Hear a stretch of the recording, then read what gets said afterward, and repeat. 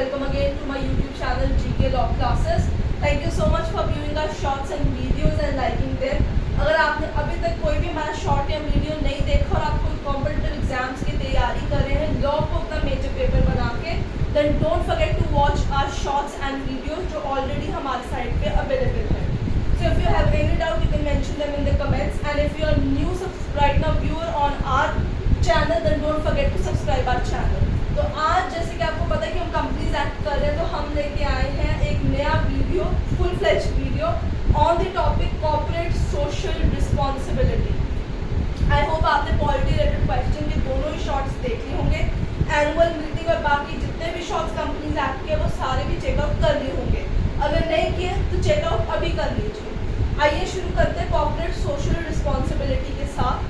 अभी जो टॉपिक है आपके सामने, that is corporate social responsibility, is a very important topic. मैंने रेड में वहाँ लास्ट में लिखा भी हुआ है कि that it is a very important topic. अब आप पूछेंगे कि ये टॉपिक इंपॉर्टेंट क्यों है? क्यों? क्योंकि ये सिर्फ कंपनीज एक्ट का एरिया नहीं है जिसमें सबसे ज़्यादा क्वेश्चन पूछे जाते हैं, बल्कि अगर आप यूजीसी नेट की तैयारी कर रहे हैं जिसके फॉर्म्स ऑलरेडी ऑन हो गए हुए हैं उनकी साइट के ऊपर, जो दिसंबर साइकिल के हैं, उसके लिए भी ये बहुत ही इंपॉर्टेंट पॉइंट है.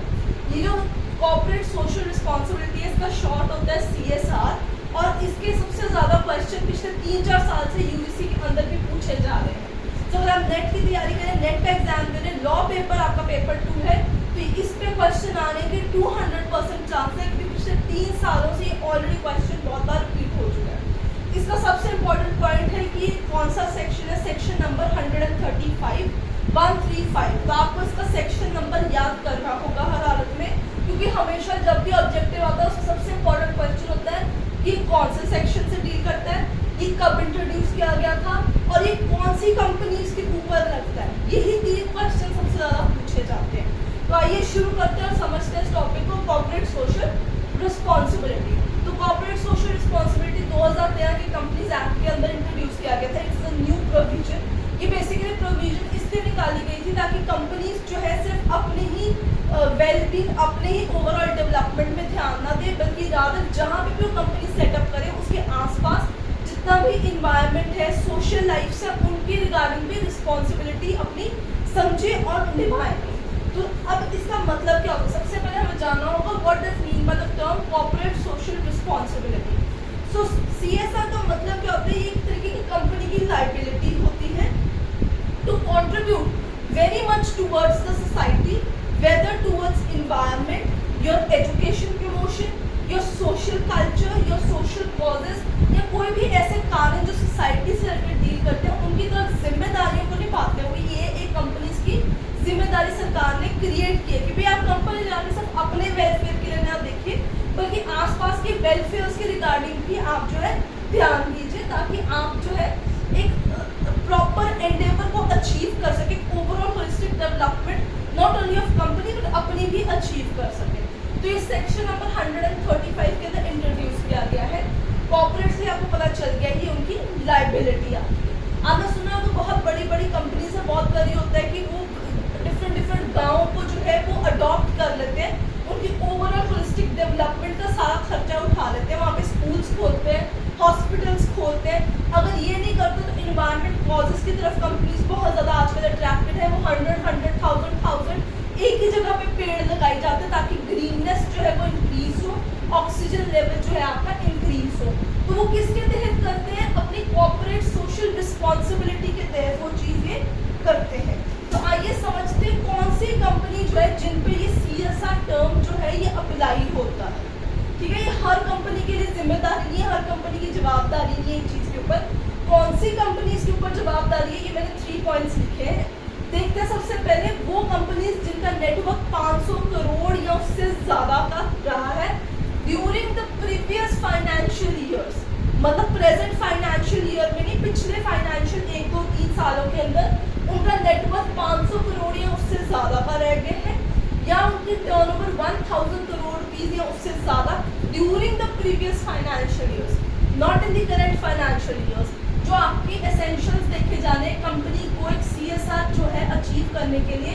तो जब हम ये चीज़ों की तरफ ध्यान देंगे, अगर उनके पास नेटवर्थ है, उनकी टर्नओवर है, उनके नेट प्रॉफिट्स है, तो कौन से बेसिस पे कैलकुलेट किए जाएंगे? प्रीवियस फाइनेंशियल ईयर के basis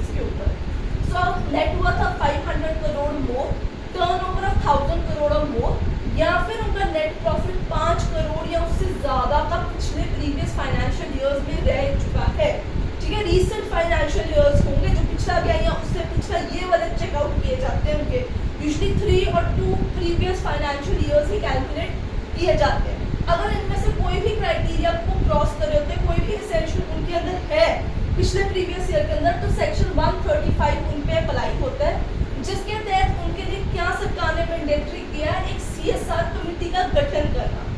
what to constitute a CSR committee, जिसमें 3 या 3 से ज्यादा जो है डायरेक्टर्स जो है हिस्सा लेते हैं।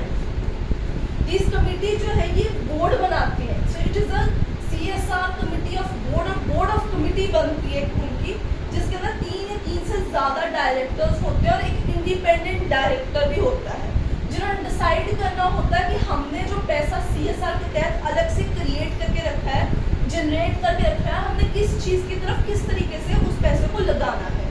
सो the company has to spend in every financial year, board तो बन गया, किस चीज की तरफ पैसा लगना है वो भी ठीक है, पर कितना पैसा लगाना है, ठीक है ना। हर कंपनी का एक ये आप समझिए बजट के तैसे है कि इतना % ही पैसा उन्होंने लगाना है। So the company has to spend in every financial year what at least 2% of average net profit, ठीक है। तो पिछले 3 सालों के अंदर उनका जितना भी प्रॉफिट बना होगा उसका 2% एवरेज नेट प्रॉफिट जो है उन्होंने CSR के तहत यूज करना है। I repeat, not of the financial year, पिछले 3 फाइनेंशियल ईयर्स के अंदर जो एवरेज नेट प्रॉफिट है उसका 2% जो है उन्होंने CSR की तरफ लगाना है और जो सोशल कॉजेज अपनी लायबिलिटी है उनको पूरा करना है।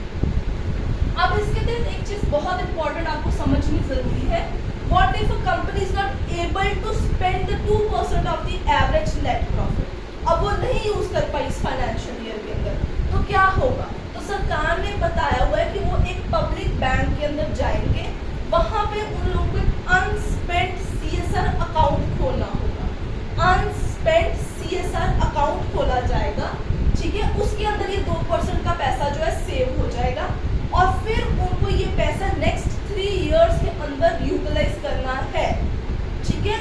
तो ये बहुत इंपॉर्टेंट प्रोविजन है, कितने % आपको पैसे यूज करने, 2% of average net profit of the company of the previous 3 financial years, right, ठीक है। उनका मिला के 2% निकालना है। In case they are not able to spend this money, कहाँ जाएगा, आपका अनस्पेंड CSR अकाउंट के अंदर, जो कि पब्लिक बैंक के अंदर होगा और वो पैसा 3 सालों के अंदर आपको यूटिलाइज करना होगा।